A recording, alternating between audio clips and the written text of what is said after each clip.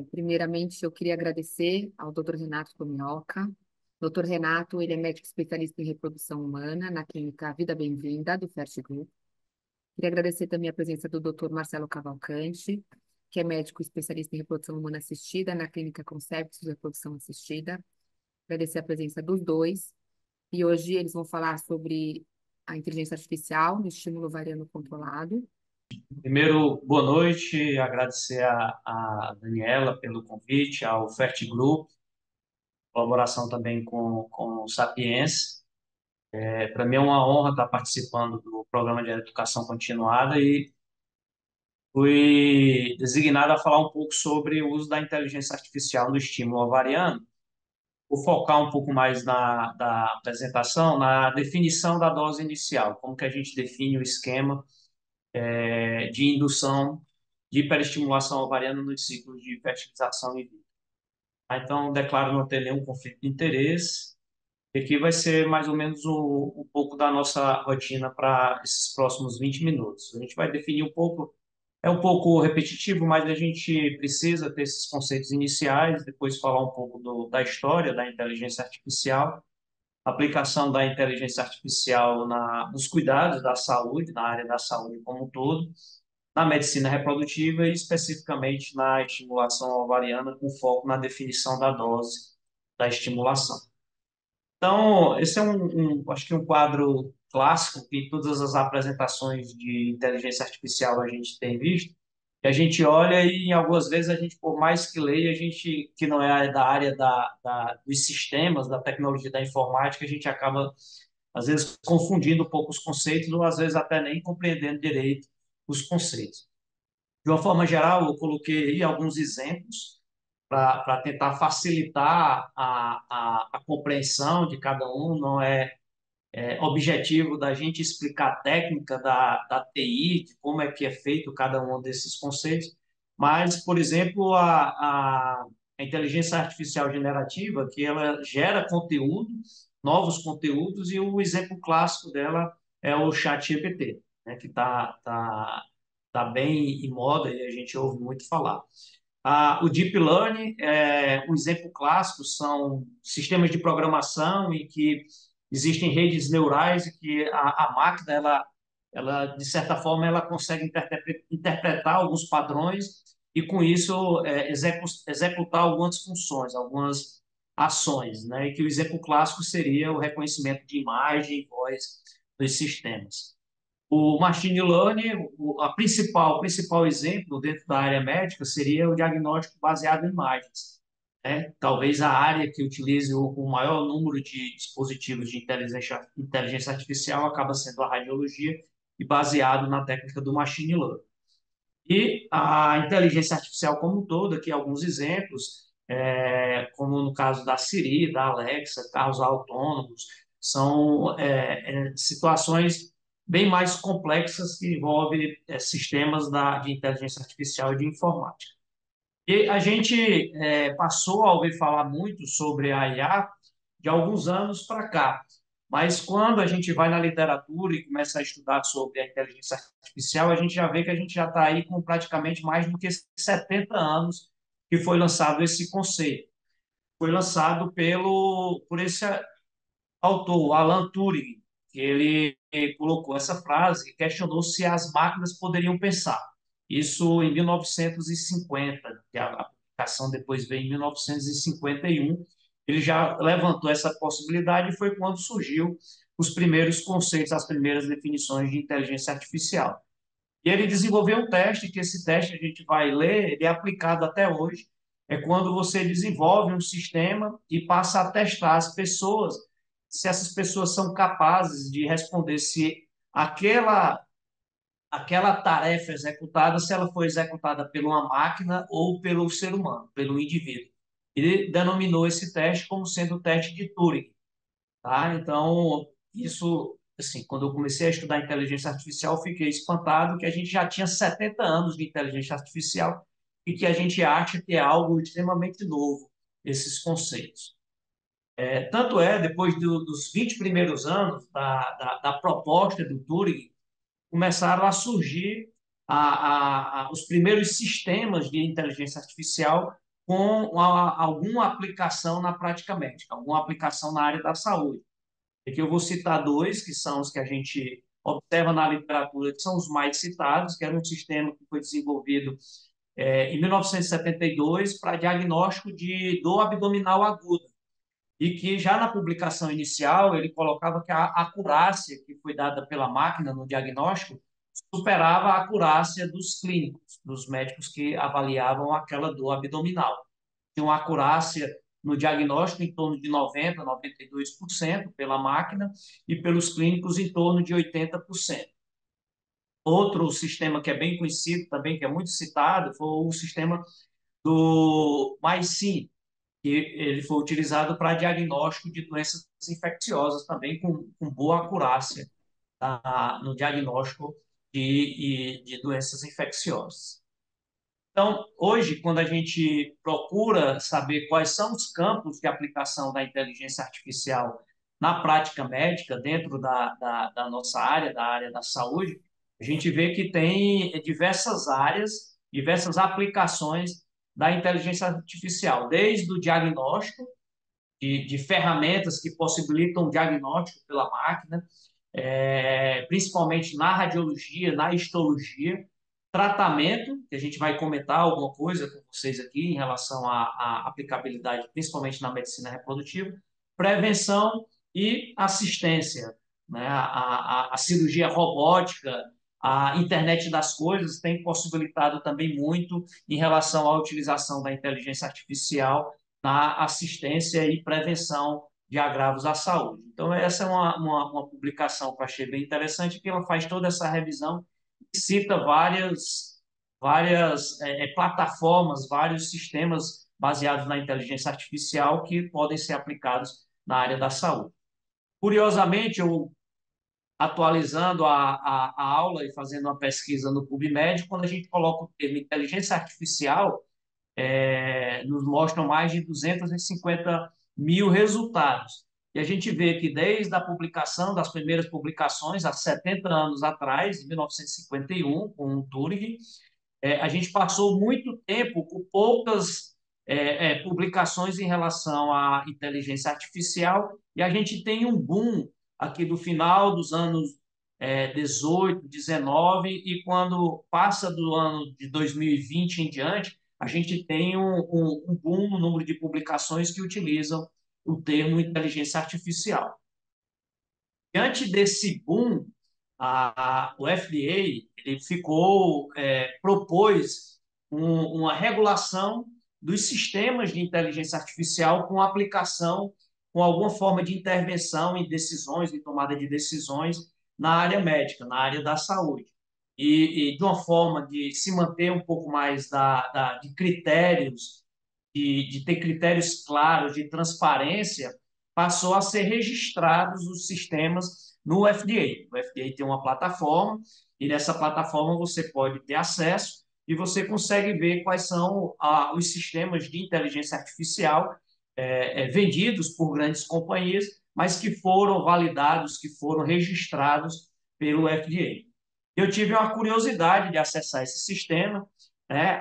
O cadastro do FDA tem disponível nesse link aqui, e lá ele cita todos os sistemas que estão cadastrados, que foram registrados no FDA, a data da sua decisão final do registro, a companhia, a área dentro da medicina em que aquele sistema é aplicado.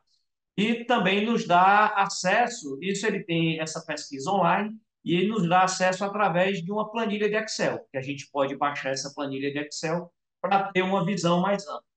Eu tive curiosidade, baixei essa planilha do Excel para entender as áreas em que esses sistemas eles estão sendo mais utilizados, sistemas de inteligência artificial. Então, existe a última atualização do FDA foi do mês de agosto, e lá ele coloca que foram aprovados 950 sistemas de inteligência artificial. E desses 950 sistemas de inteligência artificial, 723 estão ligados à radiologia, né? Uma área que a gente observa um grande avanço de diagnóstico por imagem, principalmente, dentro da inteligência artificial, com uma grande aplicabilidade já clínica. Em segundo lugar, vem a cardiologia, mas com um número de registros extremamente reduzido em relação à radiologia. Eu tive curiosidade de pesquisar na ginecologia se a gente tinha já algum sistema registrado no FDA. E, curiosamente, a gente tem um único sistema de inteligência artificial registrado no FDA, que é o do KidScore, que é o sistema da Vitrolife, que faz a avaliação do time-lapse, a seleção dos embriões, na seleção embrionária através do time-lapse. Então, esse, atualmente, pelo FDA, é o único sistema de inteligência artificial dentro da nossa área registrado no FDA, que seria o KidScore, que é comercializado pela Vitrolife no sistema de identificação do melhor embrião através do time-lapse.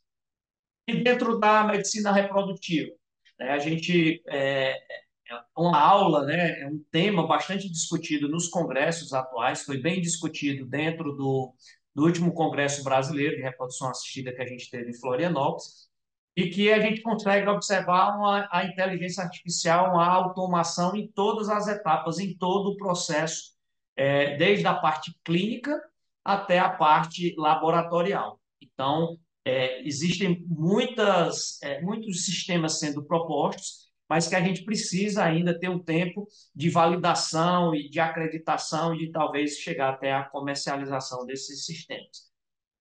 Hoje à noite a gente vai falar um pouco da etapa da estimulação ovariana, tá? E eu vou focar a minha apresentação basicamente no início da estimulação ovariana, na definição de qual seria a melhor dose de iniciar a estimulação ovariana através de um sistema de inteligência artificial. O que é que a gente tem hoje para selecionar, para definir a dose que a gente vai iniciar o estímulo ovariano uma paciente que vai para a reprodução assistida?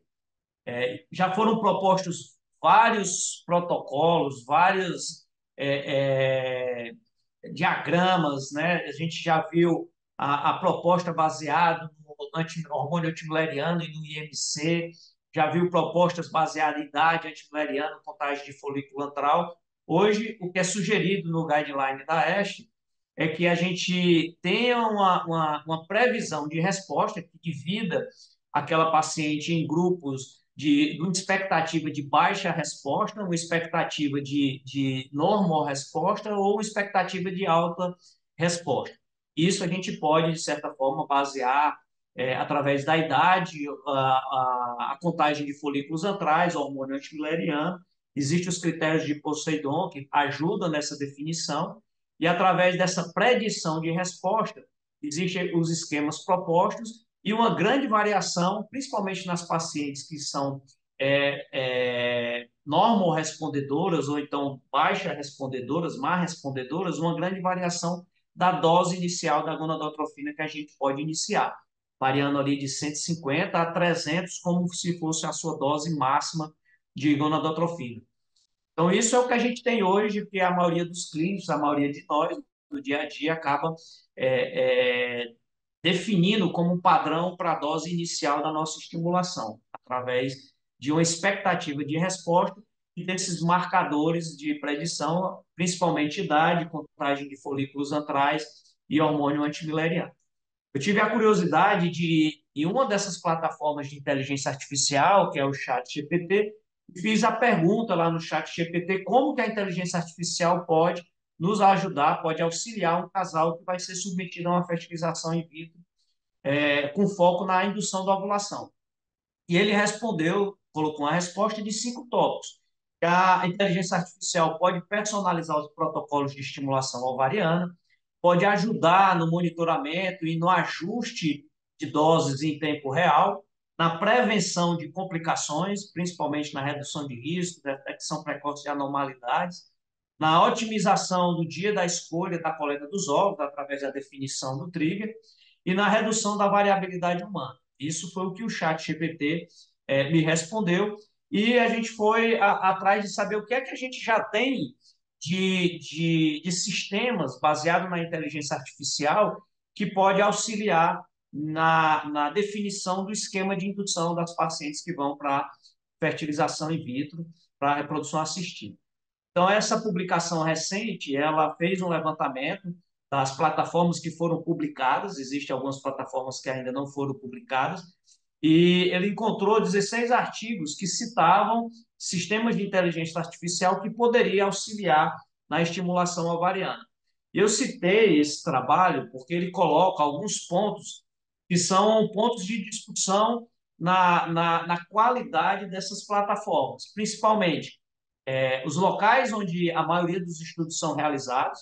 Então, ele coloca lá que mais da metade dos estudos, desses 30 artigos, que sugerem plataformas de inteligência artificial, a maioria dos estudos foram feitos ou nos Estados Unidos ou na China, e que aí, no final, na discussão, ele coloca se sistemas que foram desenvolvidos lá precisam ser validados para ver a sua reprodutibilidade em outras populações.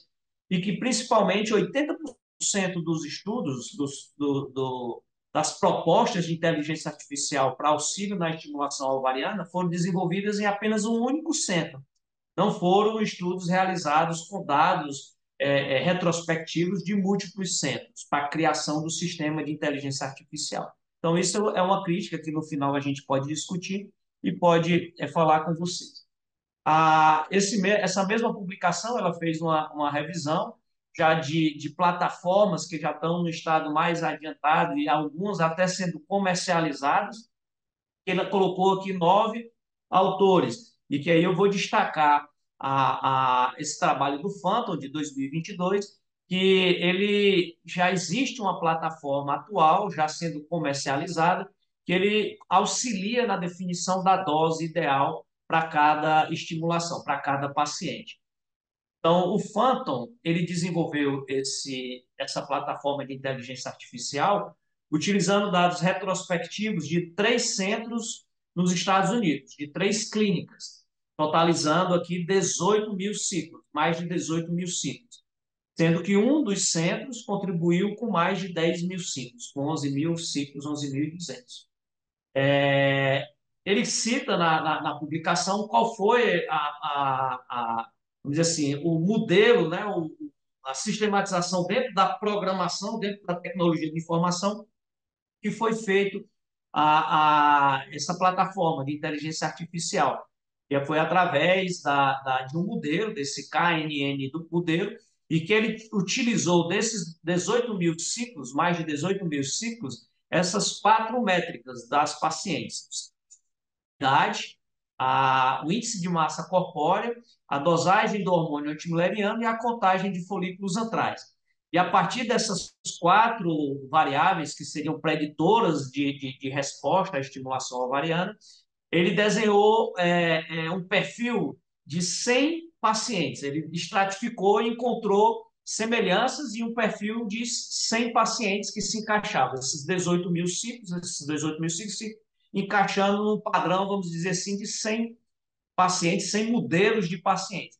E criou uma curva de dose-resposta para esses 18 mil ciclos, que ele propôs, a partir dessa curva, ele propõe qual seria uma dose inicial, isso tendo como o desfecho, o resultado final dele, o número de ócitos maduros coletados. Então, 18 mil ciclos, ele acompanhou essas variáveis e identificou o número de ócitos maduros que foram coletados. E ele desenhou 2 tipos de curva padrões, tá? Uma curva que seria dose-resposta, que quanto maior a dose, até chegar ao nível ideal, mas aumentando a dose da medicação, você aumentaria o número de ócitos maduros coletados, e encontrou um outro padrão de curva, que seria o que ele chama de dose plana, que não interessa aumentar a dose. A paciente ela teria o mesmo padrão de resposta, o mesmo número de ócitos coletados, independente de você aumentar ou não essa dose da gonadotrofina. Curiosamente, mas a grande maioria das pacientes, 64% dos ciclos que foram analisados, eles estavam contidos nesse padrão de dose plana. E não adiantaria estar aumentando a dose da gonadotrofina, que ela teria o mesmo número de ócitos. E 30% estaria dentro de uma dose-resposta, que quanto maior a dose, ela teria um maior número de ócitos coletados. Esse é um exemplo já do sistema que ele encontrou, que ele dá o exemplo de uma paciente de 30 anos, com um índice de massa corpórea normal, ali próximo a um sobrepeso de 24, o número de folículos antrais 18 e 3,86. De acordo com a curva que o sistema criou, ele encontra uma dose que seria uma dose padrão, variando aqui entre os 270, mais ou menos, até 400 e pouco. E que teria aqui um número maior de ócitos coletados, com a dose um pouco maior de 300. Então, aqui eu fico imaginando uma paciente, a gente pode até discutir qual seria a dose que nós iniciaríamos numa paciente como essa. O sistema está dizendo para a gente iniciar com uma dose aqui que talvez a melhor resposta, o maior número de ócitos coletados, estivesse em torno de 300 ou até um pouquinho mais de 300 de FSH. E aqui, certamente, a grande maioria dos colegas iniciaria com uma dose um pouco menor do que essa. Tá? E aqui seria um outro padrão de resposta de paciente, tá? Que ele deu como exemplo o padrão plano, que tanto faz você iniciar aqui com 300, com 225, 400, ela teria basicamente o mesmo número de ócitos coletados. Esse sistema, eu tive a curiosidade de pesquisar, esse sistema já é comercializado, tá? Esse aqui é o site em que o sistema é comercializado e que ele integra dois sistemas de inteligência artificial. Esse STEAM Assist, que é o sistema que prediz a dose inicial, e tem o Embryo Assist, que ele prediz aqui o melhor momento do trigger. Esse autor, o Phantom, em 2023, ele publicou um outro estudo desenvolvendo uma plataforma de inteligência artificial que diz o melhor momento do trigger. E o sistema que é comerciado pela essa empresa, a Life, ela junta os dois para você ter um melhor segmento durante a estimulação ovariana das pacientes. Essa é uma imagem que tem disponibilizada no site da Life, e ele coloca esse exemplo de qual seria a melhor dose inicial, já dá uma predição do número de óvulos maduros que seriam coletados, e aqui ele consegue ter um custo estimado da medicação. Tá? E esse sistema, que é comercializado pela Life, saiu essa publicação agora recente, em agosto, e que ela foi um ensaio clínico em que ele testa 291 pacientes no braço que foi utilizado o sistema, comparado com o braço que foi feito apenas pela decisão clínica de 4 médicos que estavam acompanhando as pacientes. Então, ele colocou o STEAM Assist versus o controle e foi comparar o número de ócitos coletados, o número de ócitos aspirados e a dose total de gonadotrofina que foi utilizada em cada grupo. Então, o que foi observado? Que o grupo que foi definida a dose inicial pela inteligência artificial teve 1,47 óvulo a mais do que o grupo que não foi definida pela dose inicial. Essa diferença não foi estatisticamente significante. O número de ócitos maduros também foi uma diferença de menos do que um ócito maduro em cada grupo, que também não foi estatisticamente significante. A quantidade de gonadotrofina, que foi no grupo que foi definido pela inteligência artificial, 174 unidades a menos, isso em toda a estimulação, que também não foi significante. Então, houve uma tomada de decisão muito semelhante entre os médicos que definiam com a sua expertise e com a máquina. Tá? Então, isso é uma tabela que sumariza os principais desfechos que foi feito no estudo em relação ao número de ócitos maduros, ócitos captados e o número total de gonadotrofina que foi utilizado. Nesse estudo e no estudo do Phantom, eles não colocam em relação ao risco de hiperestímulo ovariano, porque muitas vezes a gente vê a máquina, o sistema colocando uma dose inicial um pouco maior daquela com que a gente clínico iniciaria. Então, esse é um ponto de discussão que a gente pode abrir mais adiante. Aqui são os dados que ele colocou, tá? E houve uma concordância em relação à dose inicial em torno de 63%. Então, a máquina e o clínico, eles concordaram nessa dose inicial e mais da metade das vezes, em 63% das vezes. Houve uma diferença no trigger, mas eu não vou entrar em detalhes, eu não sei se o Renato vai comentar esse trabalho, mas houve uma diferença no estudo, ele colocou em relação ao trigger. Então, o que é que a gente tem de mensagem para casa para essa breve apresentação? Que a inteligência artificial ela pode ajudar nos ajustes desse protocolo de estimulação ovariana, definindo a dose e definindo outras tomadas de decisões que eu não comentei aqui com vocês.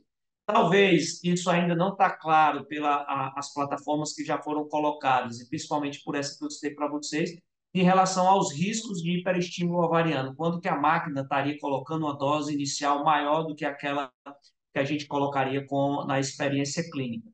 Né? A inteligência artificial pode reduzir variabilidades entre profissionais e padronizar um protocolo, uma tomada de decisão dentro de um próprio serviço para diminuir essas variações, mas ainda são necessários novos estudos, principalmente com essa necessidade de um registro, de uma validação por uma agência de regulação como o FDA. Tá? Agradeço a todos pela oportunidade de estar aqui conversando um pouco com vocês sobre esse tema que é tão apaixonante, que eu acho que a gente vai se deparar muito daqui pela frente e fica à disposição depois para as discussões. Obrigado. Obrigada, doutor Marcelo. Excelente apresentação. Vou pedir para o doutor Renato, por favor. Já compartilhou? Então, boa noite a Boa palavra. todos. Eu vou continuar aqui, então, falando um pouco sobre a inteligência artificial, mais focado aqui no trigger. Né? Em relação aos conflitos de interesse, acho que nada que impacte aqui o nosso entendimento da apresentação. Não sou sócio, não tenho share de nenhuma dessas empresas de AI. Começar um pouco pela relevância. Eu acho que vale só a gente ter um panorama geral. Hoje a AI já está sendo aplicada em várias outras áreas, né? Principalmente áreas de reconhecimento de padrões, padrões de imagem, né? Por exemplo, dentro da oftalmologia, da patologia, em que você tem cortes histológicos padronizados, você compara isso com um atlas e você treina, né, pelo machine learning e depois, até pelo deep learning, a ferramenta ela vai ficando cada vez melhor. E a gente acha que está vivendo ainda um pouco do começo da ferramenta, em que as curvas ROC ainda são meio tímidas. E, por exemplo, a retinopatia diabética é uma delas, né? Então, dentro da oftalmologia, esse reconhecimento de padrões pode ser interessante, mas tem alguns vieses, tá? Até o próprio Google, na época, quando eles lançaram essa plataforma para diagnóstico de retinopatia diabética, tinha alguns blind spots ali, porque depende muito dos inputs que a gente treina, com que a gente treina a ferramenta. E o Azure, ano passado, talvez foi acho que a grande abertura de porta assim, para AI dentro da reprodução assistida, da reprodução humana como um todo, principalmente dentro do laboratório de FIV, né? A gente acho que começou muito reconhecendo padrões de desenvolvimento embrionário, e essas plataformas já estão dentro das principais incubadoras time-lapse, como a Embryoscope, mas a gente vem aprendendo, né, com essa AI e talvez escolhendo melhor os embriões também com ela. Esse ano, 2024, também teve bastante apresentação, mas foi um pouco mais do mesmo, né? Então, a gente com certeza vai ver agora a evolução e mais, provavelmente, artigos e grupos publicando, né? O Marcelo falou, acho que tem basicamente dois ou três grupos principais publicando sobre AI e reprodução assistida, dois grupos norte-americanos e um grupo israelense, e eventualmente você vai ver um ou outro artigo ali, mas esses são os grupos principais do Michael Fenton e do o grupo israelense que eu vou citar aqui. Então, dentro da nossa timeline aqui, eu vou falar um pouquinho do trigger, mas começar com um caso que é tentador, né? A gente acho que todo mundo hoje lida um pouco com o ChatGPT, essa versão nova é fantástica. Você fala com ele, né? Você discute com ele. E eu fiz esse estudo, então foi um estudo retrospectivo, caso único. É um caso que já tinha acontecido e eu testei a ferramenta. Então, era uma paciente de 34 anos, com antimileriano de 0,72, contagem de folículos de 9 a 14, um IMC normal, não fumava, um marido normal com uma fragmentação um pouquinho mais elevada. E a gente começou a estimulação no dia 22 de maio, com Pergoveres de 300 e do Faston de 12 em 12 horas. E no dia 31, ela tinha 14 folículos, medindo o maior com 17,5 e alguns menores. Então, eu coloquei ali. E basicamente eu copiei e colei, tá, do prontuário. Então a ferramenta ela também não, você não precisa ser tão detalhista, ele já reconhece o padrão. E aí eu perguntei, me diga aí 2 dias ótimos para eu fazer o trigger e me explique o porquê, né? E cite alguns artigos científicos que endossam a sua recomendação. E ele falou, olha, talvez seja melhor você fazer o trigger amanhã ou depois de amanhã, por causa disso, disso, disso, né? Então ele cita que os folículos crescem em média 1 a 2 milímetros por dia. Ele fala que tem evidência mostrando que a ideia é que a gente faça o trigger com folículos de 17 ou 18 milímetros, que é o que a gente aprendeu tradicionalmente. Eu vou citar isso um pouco mais para frente. E por isso ele conclui que o ideal seria fazer no dia primeiro ou dia 2. Só que eu perguntei, e aí, mas se eu fizer no dia 3? Porque eu fiz no dia 3, né? E se eu fizer no dia 3? Aí ele fala assim, olha, no dia 3 provavelmente os folículos vão estar um pouco maiores, etc. E tem um risco de overmaturation, tem um risco de você perder um pouco o timing. E aí ele conclui que o ideal seria fazer no dia primeiro ou dia 2. Né? Então, no fundo, a ferramenta, ela te traz ali talvez um embasamento um pouco científico e te guia, né? E aí, nesse dia 3 os folículos já estavam, eu não dei esse dado para ele, né? Porque eu perguntei no dia 31, mas no dia 3 os folículos estavam bem grandes, com 26, 26,5, 25, 21, 18, por aí. E foi o dia que eu fiz o trigger, né? Por que que eu fiz o trigger nesse dia? Porque o esposo tinha uma reunião em São Paulo, eles moram em Brasília, esse casal. Eles tinham uma reunião em São Paulo na quarta-feira, que era o dia 5, portanto, seria ideal conciliar a vinda dele para São Paulo já para essa reunião e fazer a coleta de esperma. E a gente teve 12 ovos, 12 maduros, a taxa de fertilização foi 83%, e eles tiveram um bom número de blastocistos, né? Então, você vê que talvez foi um ponto cego ali para a ferramenta, ChatGPT, que talvez ele poderia ter flexibilizado um pouquinho, e é um pouco do que essas ferramentas de AI aplicadas ao nosso prontuário estão começando a fazer. Mas acho que a pergunta que fica não é exatamente ser perfeito no dia do trigger, né? Porque a gente sabe que isso não existe. Mas é talvez otimizar o nosso trabalho, né? Quanto tempo a gente não gasta nessas decisões? Para uma pessoa experiente, para um médico experiente, claro que é algo rápido. Mas se você faz isso 10 vezes ao dia, ou a paciente faz um ultrassom fora, como foi essa paciente, fez em Brasília, ela manda o ultrassom para a gente, alguém tem que ler esse laudo, tem que checar se as imagens estão batendo com o que foi laudado, né? E dar a conduta, orientar o trigger, agendar no laboratório, fazer tudo isso, toma muito tempo. Se a gente conseguir automatizar e principalmente flexibilizar o trigger, eu acredito que a gente vai ganhar bastante eficiência na reprodução assistida. Então, como que a inteligência artificial pode nos ajudar? Aqui, falando especificamente do trigger, vamos lembrar um pouquinho da história. Tradicionalmente, todos esses 3 trials aí são trials em geral de validação de medicamentos, né, como o Mega-7 do Menopur. E normalmente, quando você vê esses artigos nos métodos, o critério para trigger, em geral, é 3 ou mais folículos de 17 ou mais milímetros. Esse é o tradicional e é o que eu acho que eu aprendi quando eu treinei reprodução assistida.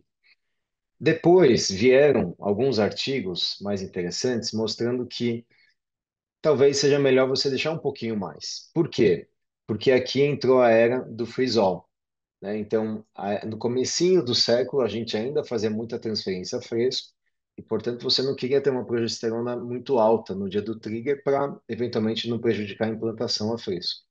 Mas quando entrou o freeze-all, a gente flexibilizou o trigger, né? E a verdade é que quem viveu essa época, né, muita gente hoje que lida com reprodução assistida, passou sim a deixar os folículos um pouco maiores para fazer o trigger.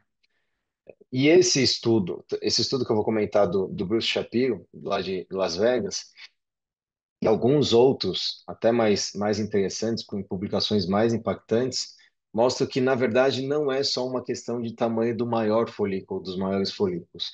É sim uma questão dos folículos que estão vindo a seguir, né? Aquela coorte que está um pouquinho menor, mas você sabe que vai ter óvulo, mas se você fizer um trigger um pouquinho cedo, você vai ter muito óvulo imaturo. Então, o critério mais moderno para trigger hoje é ter um folículo, pelo menos alguns maiores, dois ou mais maiores do que maior ou igual a 18 milímetros, ou até 16 milímetros de média de todos os maiores, e uma coorte que vem ali com 13 ou 12 milímetros, pelo menos, de diâmetro no dia do trigger. Só que isso torna o nosso trabalho muito mais complexo, né? Quando a gente aprende reprodução humana e fala, olha, é só fazer o trigger se tiver dois ou mais acima de 17, é simples. Quando a gente começa a ter algumas variáveis que impactam na nossa decisão, isso fica muito mais difícil e torna, às vezes, o aprendizado e o treinamento ainda mais complexo, né? E aí os resultados que a gente vai ter começam a ser mais inconsistentes. E essa eu acho que é a grande brecha para a inteligência artificial entrar, né, nos ciclos de estímulo variando. Então, esse estudo é um estudo, na minha opinião, mais elegante, mais bonito do grupo do Bruce Shapiro. Ele é um estudo recente, de 2022, da Fertility. O que eles fizeram? Eles acompanharam praticamente 150 mulheres, 150 coletas, e eles mediram um por um cada folículo no dia da coleta, tá? Então, esses diâmetros que a gente está vendo aqui são diâmetros do dia da coleta e não do dia do trigger, né? Então, o que que ele percebe aqui? Que a taxa de óvulo maduro foi maior quando o folículo tinha entre 13 e 24,5 milímetros na coleta. Portanto, algo em torno de 13 ou mais milímetros no dia do trigger. Esse parece ser o sweet spot. Foram mais de 4.000 folículos aspirados. E o método é incrível. Eles funcionavam, esperavam, a embriologista falava se teve ou não teve, e aí isolava aquele óvulo para ver se ele era maduro ou não. Foi um trabalho extremamente difícil de se fazer, né? Um dado outro importante que é talvez um paradigma que a gente tem, né, de que às vezes o folículo muito grande vai dar um óvulo pós-maduro e um embrião que não tem boa qualidade. Mas não é bem verdade. Pelo estudo do Shapiro, ele mostra que a taxa de qualidade do blastocisto melhora até os 19 milímetros no dia da coleta, vale lembrar, e depois não piora. Então ele não viu, vejam aí, com folículos até de 28 milímetros, ele não viu pior blastulação. E a taxa de pleidia também não é afetada pelo tamanho folicular. Então, acho que o grande uptake aqui é que a gente pode sim estimular mais as nossas pacientes. A gente pode ser um pouco mais liberal. Claro que isso envolve mais injeção, mais gasto, mais medicamento, talvez mais desconforto, né, da paciente, mas eu acho que é um grande nicho aqui da AI que pode ajudar a gente a escolher não só o melhor dia, mas os melhores dias. E isso facilitaria muito o nosso workflow dentro de um laboratório, dentro de uma clínica, especialmente clínicas que têm um volume alto de coletas no dia, né? Aqui é um trabalho do Michael Fenton, em que ele fala qual é a importância relativa do tamanho do folículo. Então vejam que, para fazer o trigger hoje, o que mais importa não é o diâmetro do maior folículo, é dos folículos que estão na segunda leva, né? Ou terceira leva até, entre 14 e 15 milímetros. Isso foi mais relevante para você ter óvulo maduro do que os folículos maiores. E se você usar a lógica de fazer o trigger amanhã, é mais ou menos isso, né? Você consideraria que ele vai crescer em torno de 1 a 2 milímetros por dia. E, portanto, os folículos de 11, 13, 14 e 15 são os mais impactantes nessa decisão. Isso aqui tem uma tremenda aplicabilidade, né? Porque muitas vezes a gente tem essa dificuldade de fazer o forecasting, né? De predizer quando vai ser a coleta, né? Principalmente clínicas que não têm ultrassom de final de semana, ou você já quer agendar para tentar ter um horário melhor, né, na sua agenda e dentro do laboratório. Isso aqui é muito importante. E ele mostra nesse artigo que se você faz o trigger no time exato, a chance de você ter óvulo aumenta, você aumenta em torno de 2 óvulos maduros e em torno de um embrião, um blastocisto, se você faz o trigger no dia ideal. Agora, esse nível de individualização, ele pode fazer sim diferença, né, para as nossas pacientes. Se você falar isso para uma paciente, é claro que ela vai querer ter mais óvulo e a gente também quer dar mais resultado. Mas acho que o mais importante é que esse nível de flexibilidade vai fazer muita diferença no nosso fluxo de trabalho, né? Especialmente quanto mais FIV você faz, e maior é o seu laboratório, né? Então, imagine uma situação dessa. Uma paciente tem ali 25 folículos.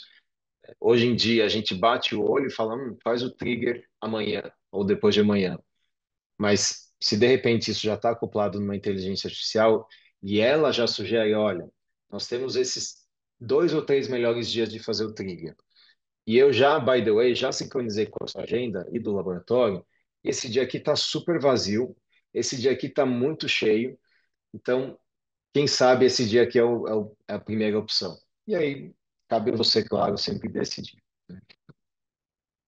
Então, como a inteligência artificial pode nos ajudar? Acho que treinamento e padronização de resultados, fluxo de trabalho, super importante, mas eu não acho que vai ser uma grande revolução na taxa de sucesso da FIV. Eu não acho que essa ferramenta vai melhorar muito o resultado dos casais. Sinceramente, eu acho que vai melhorar se melhorar de uma forma muito marginal, mas pode sim melhorar muito o nosso dia a dia. Vale só lembrar, um taxista hoje em Londres, no passado um taxista em Londres, ele tinha que decorar todas as ruas de Londres, e tinha uma prova super rigorosa para você ser taxista lá. Hoje em dia, com o Google Maps ou um Waze, você talvez seja até melhor do que um taxista em Londres, né? Porque você consegue ver onde está o trânsito e você não precisa decorar nada. Então, a barreira de entrada e a capacidade de você replicar resultado é muito melhor com a inteligência artificial. E falando brevemente algumas startups, o Marcelo já falou aqui da Alive, que é uma startup norte-americana, eles têm trabalho publicado, eu acho que é importante lembrar disso, porque toda a tecnologia nova acaba sendo muito sexy, né? A gente tende a ter esse tropismo, né, pela tecnologia, pela modernidade, pela vanguarda, mas vale lembrar que isso tudo precisa de validação não só de estudo do grupo, mas também validação externa, que acho que é o grande ponto crítico aqui dessas ferramentas. E a Fertile AI, que é uma startup também israelense, eu tive a oportunidade de conversar com eles, é também uma ferramenta muito parecida com a que a gente estava falando, a norte-americana, e é legal porque dentro do prontuário ele cria quase que uma nuvenzinha, ele cria um widget assim que você fica enxergando exatamente real time assim, você coloca os dados e a AI já fala para você, olha, esse dia aqui talvez seja melhor, a chance é boa de você ter óvulo maduro, esse dia aqui também é a mesma coisa. Então, já toma uma decisão baseada ali na janelinha que está do seu lado, né? Então, tem essa facilidade também visual dessa ferramenta que evocam que você pode melhorar o resultado clínico, aumentando cerca de 5 óvulos, 3 óvulos maduros, e talvez um embrião usando a ferramenta.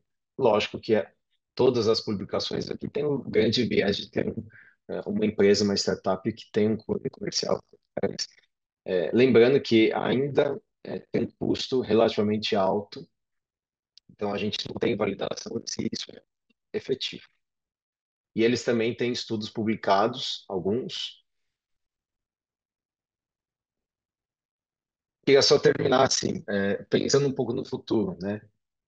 O que eu acho que vai acontecer, eu acho que essas ferramentas vão entrar de alguma forma, clínicas vão criar suas ferramentas, porque não é tão difícil se você for pensar, né? No fundo é um algoritmo que você precisa treinar, tem um robozinho super inteligente por trás disso tudo, basicamente é conhecimento de padrões, de tamanhos e de desfechos.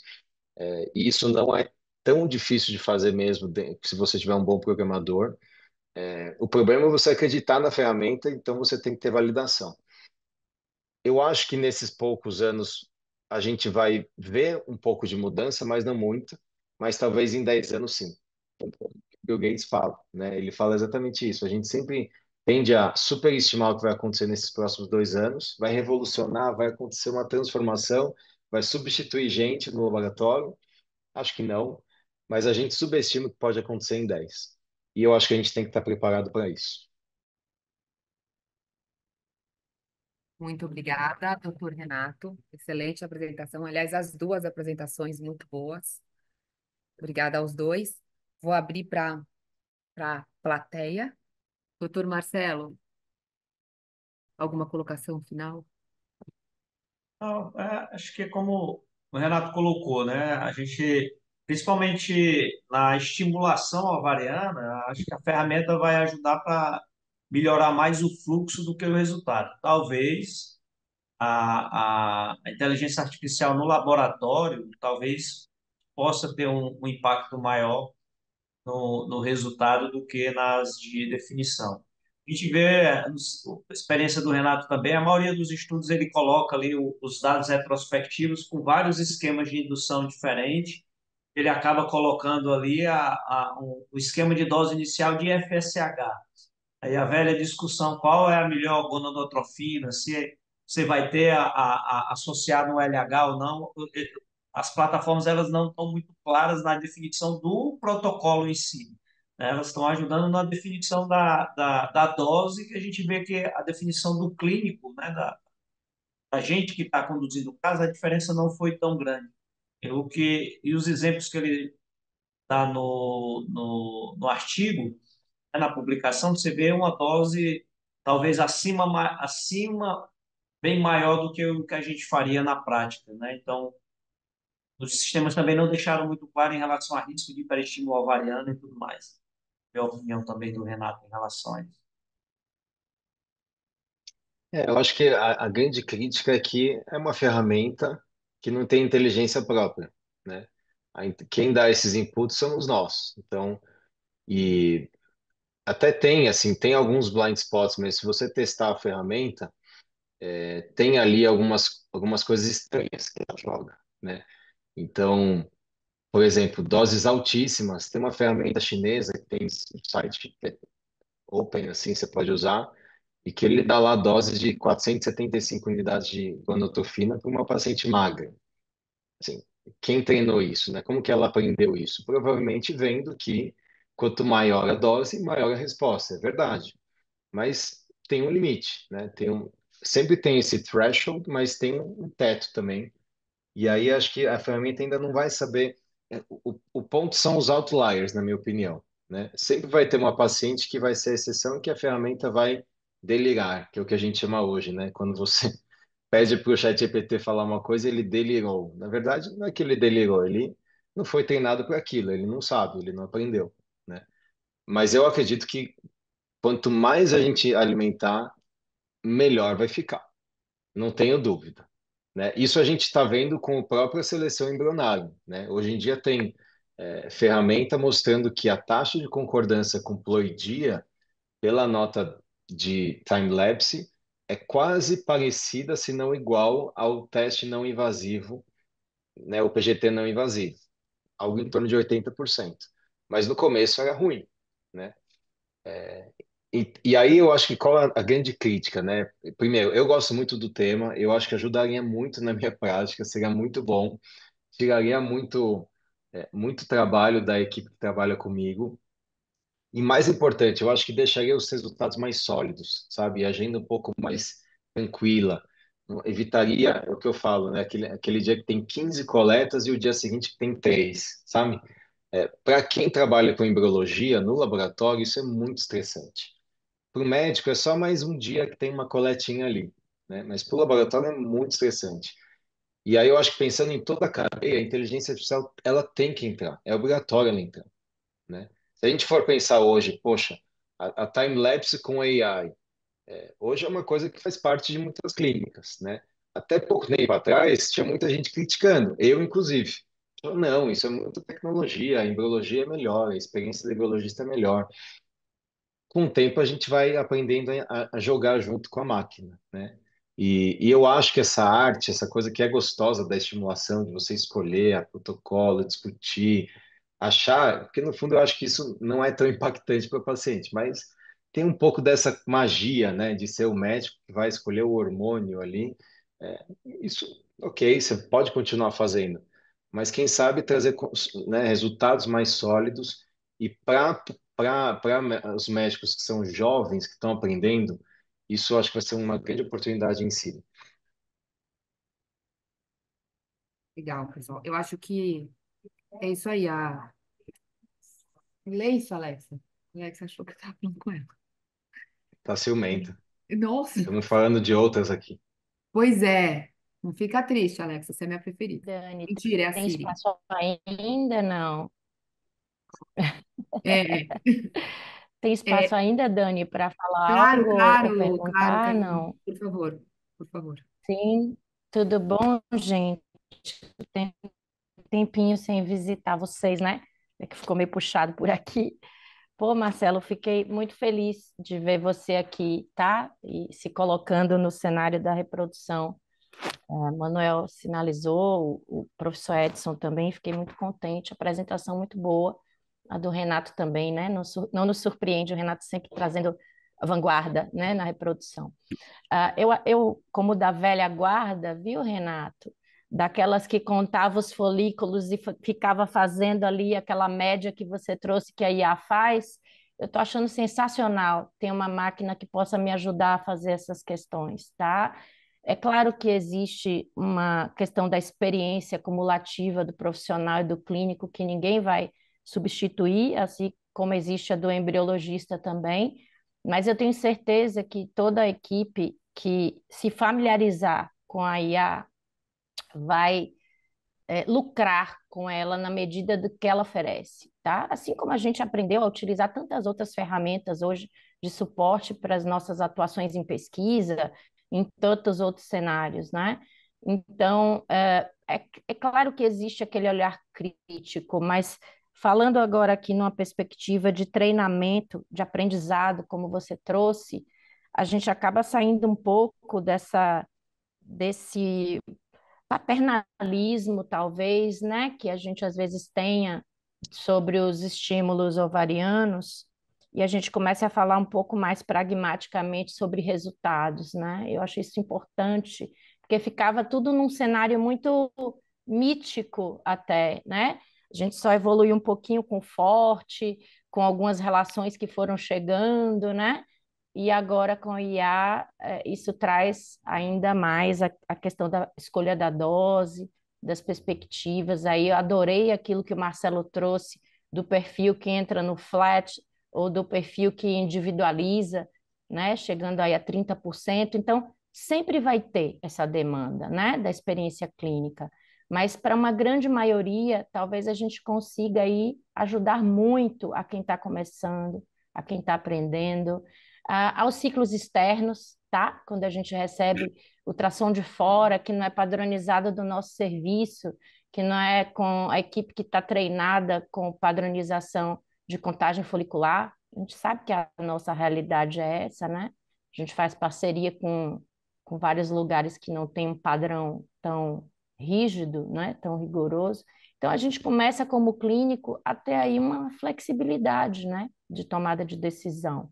Eu achei assim muito bacana essa perspectiva trazida aí pelos trabalhos, tá? Obrigada, parabéns, gente. Vocês sempre Obrigado, na Karine. frente. Obrigada, obrigada, Karina. Obrigado, Karine. Obrigada. Obrigado, Karine. Legal, gente. Eu acho que é isso. Eu acho que conforme o doutor Renato falou, a inteligência artificial ela veio para, obviamente, para agregar e para jogar junto, né? Talvez não seja a hora talvez não seja a hora, espero que não seja nunca a hora da inteligência artificial tomar decisão, mas certamente para auxiliar tanto os médicos quanto os embriologistas na tomada de decisão e para poupar tempo, né? Acho que sobretudo para poupar tempo. A gente vai estar começando a fazer um estudo agora que a gente está mandando um questionário para os embriologistas a respeito do sistema time-lapse e que ainda não existe um consenso na literatura se o time-lapse veio para melhorar, né, as taxas de formação de embriões de boa qualidade, implantação, enfim. Mas em relação aos embriologistas, então a gente pergunta, e aí, você que tem time-lapse, o que você acha? Você está feliz? Você tiraria? Você voltaria ao sistema anterior? E você que não tem time-lapse, você tem vontade de ter, sabendo que não existe consenso na literatura ainda sobre melhores taxas de implantação, e formação de embrião? Então, eu acho que para ajudar, poupar tempo, ajudar na tomada de decisão, ainda que não venha para decidir, né? Pelo menos por enquanto. Ainda que o machine learning learn a lot, ainda que ele aprenda, eu não sei se, enfim, eu também sou velha guarda, eu não sei se a gente estaria preparado para tomada de decisão. E uma outra questão que a Karina falou é, talvez essa ferramenta possa auxiliar muito aí nessa nova geração. Isso me assusta um pouco também, sabe? Eu tenho medo que a nova geração fique mimada pela inteligência artificial, sabe? Eu vejo os meus filhos, mas eles me dão uma aula, né? Eu vejo eles dependentes já do chat GPT, mas depois daí de repente eles me dão uma aula. Não, mamãe, olha, você não sabe nem usar. Vem cá, deixa eu te ensinar. Então, usa assim, assim, assado. Então, eu acho que a gente está na geração que fica confuso ainda, então a gente está, né, um pé aqui, um pé lá, mas é isso. Acho que veio para ficar Só em fazer todas as um, áreas, né? A gente da pesquisa, né, doutor Marcelo, a gente só escreve, é fazer um óbvio comentário. que ajuda o chat GPT, óbvio que eu vou perguntar para ele se está escrito bonito ou não. Pode, claro. Só fazer um comentário, assim, uma coisa que muitas dessas plataformas, elas acabam e que falam também em redução de custos, né? Por exemplo, essa paciente que tem um padrão flat, talvez na nossa tomada de decisão, escolher sua dose mais elevada, mas que com a dose menor você vai ter o mesmo resultado. Mas a gente fica vendo muita tecnologia sendo agregada ao sistema e, principalmente, a gente tem uma grande dificuldade de acesso às técnicas pelas pacientes. E, às vezes, a promessa de redução de custos, às vezes, não se realiza. E a gente vê um aumento dos custos, né? Então, a gente vai ter que ter um IA para avaliar a qualidade desses ovos, vai ter que ter um IA agora para automatizar a parte laboratorial, vai ter que ter um IA com uma time-lapse para ver. E no final, se isso vai impactar tanta diferença mesmo, né? E a questão do impacto no custo, porque esse custo vai ser repassado para o paciente, né? Então, me preocupa um pouco também com a chegada de tanta tecnologia, a acessibilidade, se vai ficar cada vez mais difícil ou não, né? Não sei. É algo que ainda a gente precisa avaliar. Ô Dani, só para finalizar, em relação à sua preocupação com os filhos aí, do ChatGPT, eu não sei se você já leu, mas eu recomendo um livro que lançou esse ano, do Salman Khan, que é da Khan Academy, né? E chama Brave New Worlds. Tá Vou até aqui, compartilhar aqui. tá aqui já, mas ainda não foi lido, mas tá na Já fila. comprou? Ótimo. Tá na fila. Leia, leia, você vai adorar. Porque ele fala Coloca como aqui a para o AI. pessoal, Ah, doutor. deixa eu mostrar aqui. Ele mostra como a inteligência artificial, porque o Salman Khan teve o privilégio de ser um dos caras que teve acesso ao GPT-4 muito antes de lançar, né, junto com o Bill Gates, enfim. Aliás, acabou de lançar um documentário no Netflix sobre isso. Mas ele era um dos caras, ele teve a chance de testar a ferramenta e como o Bill Gates ele também ficou impressionado. E ele falou, como que eu vou usar isso para educação, né? Ou seja, vai acabar a educação, enfim, né? Esse apocalipse que a gente acha que vai acontecer. E ele mostra de um jeito produtivo como usar a AI e como ele tem essa ferramenta. Ele tem agora, dentro da Khan Academy, um negócio que chama Khan Amigo, né? Que seria tipo comigo, né? Trabalhe comigo. E é a AI dentro da educação. Então, ele fala muito, brevemente, assim, resumindo, ele fala que você pode usar a AI não para roubar, assim, não é para vou cheat, não, você não precisa pedir para fazer isso, você pode até travar ela para fazer isso, mas para deixar a gente mais curioso e até forçar alguns pensamentos. Então, ele fala que a AI pode fazer perguntas inteligentes para você pensar e ela não responder, mas você responde. E se você não conseguir responder, ela está treinada para fazer perguntas de follow-up. E aí, e com isso você vai. E vale a pena até quem tem filho testar isso. Eu já testei com meu filho. O chat GPT mesmo, dá para você testar com o GPT para você provoca ele a fazer provocações para criança. Então, não tem jeito. Vai fazer parte do nosso dia a dia. Eu acho que o jeito que a gente usa e as perguntas que a gente faz vai ser acho que o grande diferencial. Renato, aqui meus filhos já usam na escola. tá? Inclusive com olhar crítico de como deve ser feito o uso do chat GPT. Acho que vocês estão certíssimos, gente. A gente tem que se apropriar, entendeu? Para saber mexer e usar. Marcelo, você falou sobre o receio do custo. Você sabe que eu sou uma advogada do acesso, né? Assim, eu acho que o Renato tocou no ponto crítico, que quando você trabalha com muito volume, né? Você precisa otimizar tempo e manter padrão de qualidade. Então, eu acho que nesse nicho, né? Nesse cenário vai ser tipo de custo-efetividade, entende? Porque aí você talvez não tenha que repassar de fato individualmente para aquela paciente, né? Para aquele casal. Enfim, é só uma ideia para a gente pensar aqui. Gente, para finalizar, ó, aqui no chat, não o GPT, o Meeting Chat, teve uma conversa paralela aqui. Não sei se chegaram a falar sobre isso aqui.